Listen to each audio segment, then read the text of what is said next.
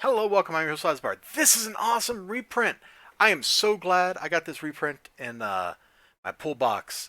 My shop man, he knows if he sees this, just to throw one in my box. He probably also was going to do that with like DC dollar stuff, but they haven't done that in a while. And I guess Marvel hasn't done this in a while either, but Marvel's certainly put out a lot more like $1 books than DC has.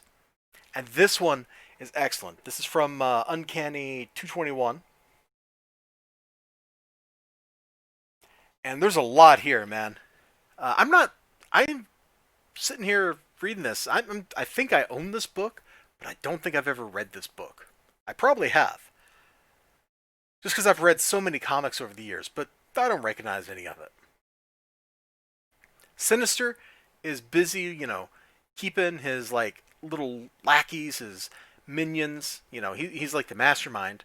Of course, he's also like superior to a lot of them in many ways, but he's just there. He's got to keep them all in line. Because some of them, like Sabretooth, are a little hot headed. Because that's what villains do. Villains get angry, they turn on each other, they fight when they shouldn't. That's one of the reasons why heroes win. It looks good. The line work is spectacular. The only beef I have with all the art in the book are the lines on Mr. Sinister's costume. I think they're a little too straight, like the ones on his legs and stuff, and his lower abdomen. Across his chest and his arms are fine. They have the right kind of curvature. These are just straight lines, and it doesn't really look right. And that's like my only beef with this whole book. There's a lot here to love, man. Dazzler, she's looking great. She's practicing fighting Rogue, and then the actual Rogue shows up, and they get. Just look at the facial expression. Look how few lines it's taken to convey the way they feel about each other. Like, it's just back and forth. She's obviously not happy. She's like, come on, give me a break. The real Rogue shows up, sees somebody practicing against a fake Rogue. I think it's pretty understandable why the real Rogue is upset. Like, why are you making me a villain? Rogue, I hate to tell you. I really hate to tell you this, Rogue, but, not that long ago, you were a villain. You remember Miss Marvel and kind of draining her of all her powers, which is the source of your super strength? Do you remember that, Rogue? Do you remember? Honestly, it's weird how forgiving the X-Men are of all their villains. Like, how many X-Men villains, even pre, like, the current X-Men canon, how many X-Men villains have been members of the X-Men? Yeah, a lot. And right now, in the whatever of X is going on, the current X-Men runs, like, all the X-Men villains are part of the X-Men and Krakoa. It's really weird. So yeah, I think her feelings towards Rogue make total perfect sense. There is nothing weird about that. That is like some of the most natural looking stuff. Look at that. That is a great little panel there where she collapses the roof on the fake Rogue. It's fantastic.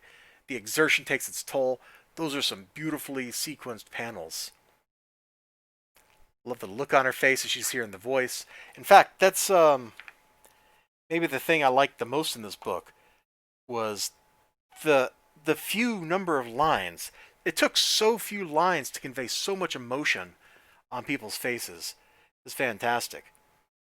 Now, of course, this is in the middle of the Madeline Pryor stuff, and the Marauders are all going to go kill her in the hospital, and the X-Men naturally have to stop it.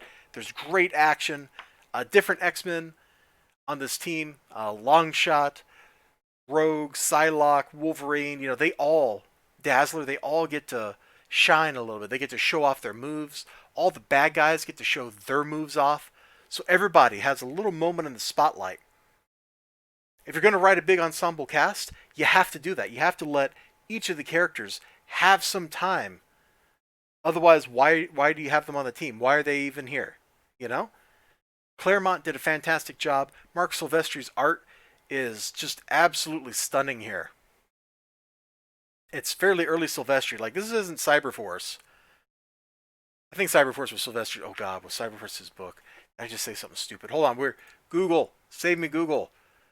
Cyberforce and Silvestri. Let's see if I got that right. Please let me have gotten that right.